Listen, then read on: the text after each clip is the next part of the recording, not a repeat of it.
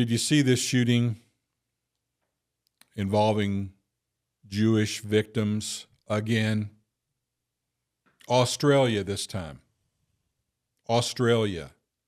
Bondi Beach. I've never heard of it. Hundreds of people are there celebrating a Hanukkah celebration by the sea, having a great time, worshiping, celebrating. And guess what? Here they come, a father and a son, armed, and they start killing people. We're going to talk about that today. Safety by the sea. What went wrong in Australia? Thanks for joining us. It's the SAFESECURE 360 podcast. There's safety in numbers. Lieutenant Robert Henry is an honorably retired law enforcement commander from Houston with over 35 years of public service experience. I'm Daniel Ziegler. I've been asking questions all my life, and on this show, I do my best to ask the questions that the public would like to know the answer to. The SAFESECURE 360 podcast is intended to provide you, the listener, with information about current events and ongoing societal challenges to help make your life safer. Thank you for listening. This is the SAFESECURE 360 podcast. There is safety in numbers. Robert, thanks for sitting down with us today. We are today talking about the tragic events that happened in Australia, like you said, at the Hanukkah by the Sea celebration. Two men, a father and son, that is just a crazy thing to me personally. That's so strange. Open fire for 7 minutes on a crowd, and in 7 minutes, which seems like a short amount of time, 42 people are affected, plus their families, plus their communities. We see these reports like this on the news, and I've said this in the last couple episodes, I don't think we as a public get what's going on.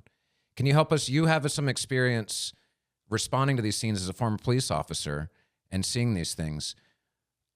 This is a wild experience where two people posted up and started shooting on a crowd. Can you help us understand what's actually happening in that and how fast time moves during that time?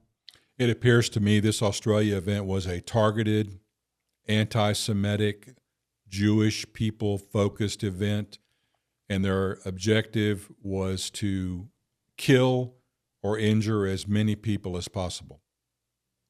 15 dead. 15 people dead, children, old people, different ages, different people.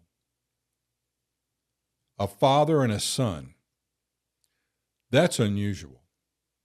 But shared ideology, the ability to bounce those concepts and theories off of each other, the ability to work as a planned unit of two people, the same philosophy, the same ideology. Was it politically motivated? Was it religion that motivated this? Was it mental illness? Was it a combination of all those things? I think so. 7 minutes is a long time. Just think about it. 7 minutes. If you started your timer right now and waited 7 minutes and stopped it, that's a very long time. If you have two armed, trained, ready to go with an objective at a location where no one's armed, Australia did away with concealed handgun license and licensing their citizens from possessing firearms. How is that working out? Ask these people if they would have thought having a firearm by someone who's trained and licensed in the civilian population would have been a benefit. I think you'll agree that it would have been. So, a tragic event in Australia. Australia. We don't even think about that. But this is the second worst attack on the Jewish people in modern history. So, what's happening here? And what can the Jewish people do to protect themselves, to predict this, to prevent it? I think it's just terrible, and we certainly grieve for them. SAFESECURE 360. We are a security consulting group located in the Woodlands, Texas. We assist our multiple clients by reducing the risk, loss, and reputation impact. We also do full security assessments on their facilities, large churches, large private schools in Texas, and we want to help you. Take a look at our website, safesecure360.com. We are praying for the families and families of the victims that experienced this attack. This affects, like I was saying earlier, this just affects so many people. We're talking about it in America. We're not even in the country of Australia. And so these people, we've talked about this before. You've mentioned this before, this mental health mixed with political, ideological. I'm getting messages from God and it's going into my mental health system. How is it that people are able to enact these violence without, there's safeguards that prevent me from doing crazy things or getting so politically? What are some of the warning signs that people are becoming more ideologically based than human based and are able to commit violence? Look for the warning signs. Do these shooters broadcast their intentions? Do they use social media to talk about what's going to happen? Sometimes they do. A lot of the time they do.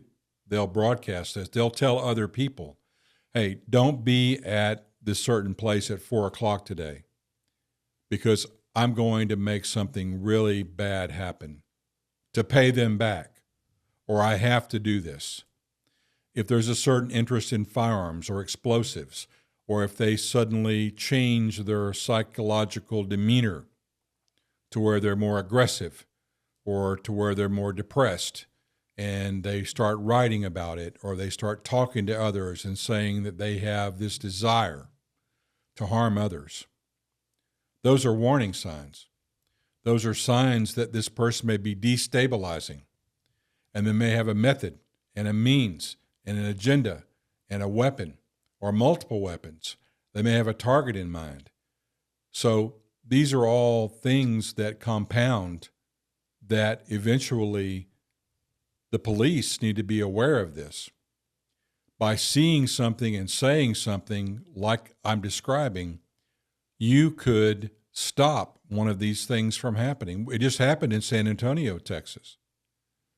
A group was arrested with bombs and manifestos.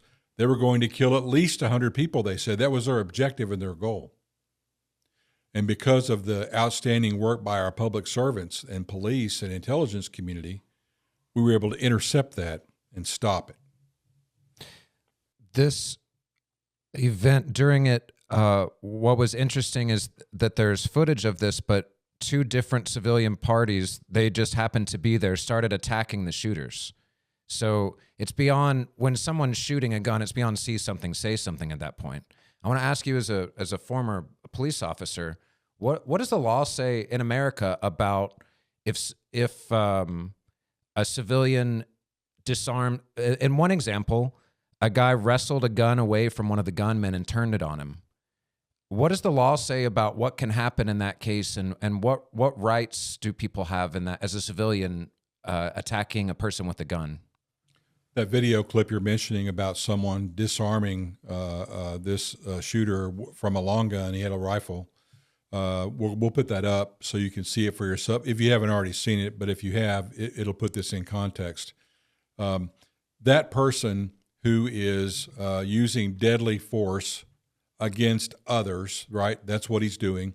He has a rifle and he is shooting and injuring and perhaps killing other people. It's against the law to do that. Murder, that's what it is, right? If they don't die, it's aggravated assault with a deadly weapon. These are Texas rules that I'm telling you. In Australia, they may be called different things, but it's fundamentally the same. Would you agree? You can't shoot other people and kill them, right? Bad idea. Yeah. So in Texas, if someone, they don't have to, there's no criminal responsibility if you don't, but if you decide you want to be a hero and you decide you have the ability and the means and the timing and the skills and the training and the opportunity to stop someone who is actively shooting someone, that goes back to our avoid, deny, and defend, or run, hide, fight model. That's the last one. Defend or fight. means stopping the threat and incapacitating the shooter. So in this video that we show, you see a man approach this shooter who's actively shooting, and he starts to wrestle with him and eventually gets the gun away from him. And the shooter backs away like a coward. And as he backs away, the citizen, the hero who stopped the shooting and retrieved the weapon, points it at him and does a great job in doing that. I believe he was taken into custody, the shooter, and without the acts of this civilian, it wouldn't have happened.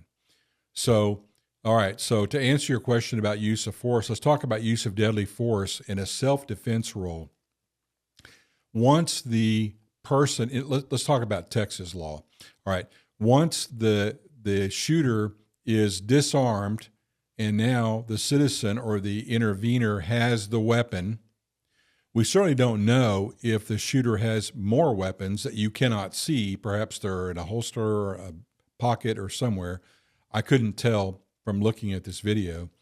But once the threat has stopped of use of deadly force imminently, the law says, then your use of deadly force also must stop. So he gets the gun, he sees the guy shooting, he intervenes, he gets the gun away, he puts him at gunpoint. Unless there are some other overt actions or threats of serious bodily injury or death coming from the suspect now, you could just not shoot them. Hey, I saw you shooting these people. Let me show you how that feels, and then you shoot them. Not good. So I think what happened in this case, one of the shooters was shot and killed. Good. The other one was not, the father or the son. I'm not sure which one lived. But does that make sense? Once the deadly force imminent use is over, so must your use of deadly force be over if that threat does not present itself imminently or right now. The two shooters showed up to perform a terrorist act.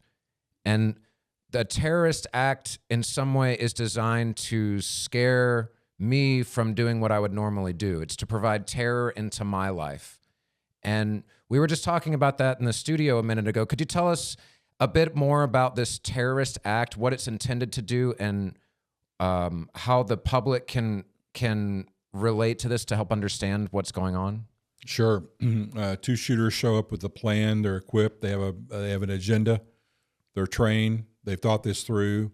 This is the worst attack on the Jewish community since October the 7th in 2023, when the Hamas attacks occurred, with a tremendous loss of life.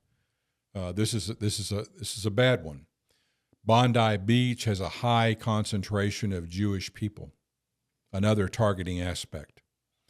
There was a celebration going on, a religious celebration. Another targeting aspect to really send the message that you're not safe. I want you to be in terror. I want you to be terrorized because I am a terrorist. And my conduct, you don't know what's going to happen next. If you weren't one of the 15 people that were shot and killed, if you weren't one of the 30 others or 40 others that were shot or injured, you saw it. You heard it. You were right there. Are you terrorized? Are you terrified? Is this going to change or shape your behavior? Are you going to another one of these events? It's accomplishing a secondary motive or goal of the shooter to terrorize you and affect your future behavior because of your religious disposition, in opposition, apparently, to theirs.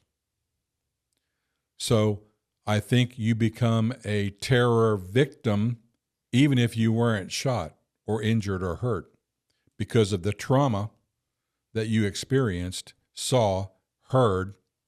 You probably know these folks. You may know their family. But collectively, the Jewish people have just been targeted, and it's terrible. One result of this terrorist attack I suppose probably the intention of it is, one extreme is that all Jewish people could just stop celebrating. Say it's too dangerous to go out. It's horrible to go out. We just can't do it anymore.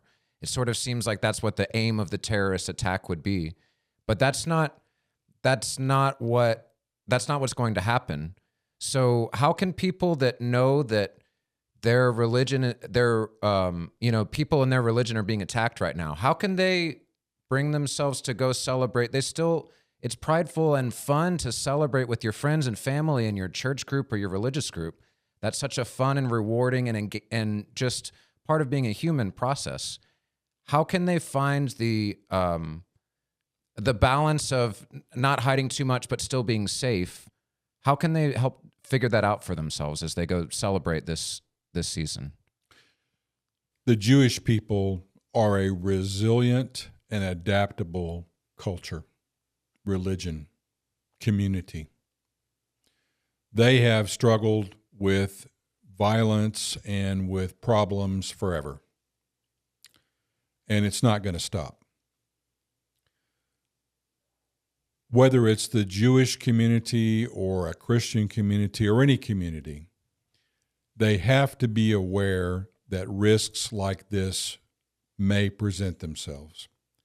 I don't think it's going to stop the Jewish community from celebrating, nor should it, because that's an objective and goal secondarily of these terrorists. I think that smart awareness and using a security strategy based on policy for wherever you are is a great idea. I think Jewish synagogues should think about this, temples should think about this, and have a security strategy in place and in mind. We consult with all denominations about building policy and about securing their facilities. It's a tough time right now as we enter this religious season for the Jewish people, the Christian people, and others.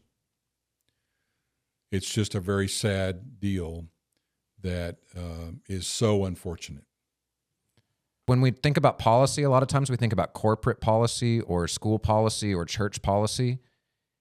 I'm not sure people think about family safety policies or my family's policy for going out to celebrate New Year's, for instance, or going out to celebrate Christmas. Could you give us some insight into how a person and their friends or person and their family could help come up with a safety policy for themselves?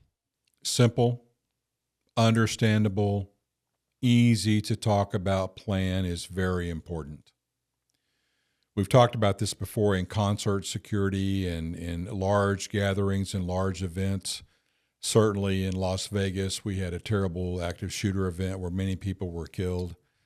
I think that talking about a plan as to where are we going to go, where are we going to sit, where are we going to park, how are we going to get to the site or to the event or inside the building is very important. But also I think about what's the plan or strategy if we get separated. It's dark, there's music, there's lights, people are celebrating, it's loud, it's difficult to communicate, and it's difficult with 1, 2, 3, 4, 50,000 people around you. In an instant, you can disappear in the crowd without being able to even notice it. What's your plan? Look, when we walked in, there's a concession stand right there. Do you see it? Everybody see it? Yes. Okay. If something goes wrong and our cell phone may not work because there's 50,000 cell phones on the same tower and it's just not working. If we get separated and we need to find each other, that's the spot. That's the place where we will reunify. That's it. You'd be surprised how simple that is, but most people don't even talk about it or think about it. They're there to have fun. They're there to celebrate. They're there to have a good time. And then the next thing you know, they're separated or a crisis event occurs. It doesn't have to be an active shooter. It could be a severe thunderstorm, or it could be something that is happening that's less than an active shooter, but it's still a crisis event and still requires a reaction or a response from you if you have a plan. That is really useful information. Every time you talk about that, I think about when I go out, one more sentence to me and my friends could be something life-saving. One more, hey, just in case we get separated, let's meet back up here. That's really a big deal. So that's what we can do as people. Now, organizationally, there's going to be this is the holiday season. There's going to be lots of events outside. There's going to be events that people drive through to look at lights. There's going to be all kinds of stuff going on. What should an organization that's having a holiday celebration or a gathering of people, what's a good game plan for them to help encourage safety at their event? Do you have a security and safety policy?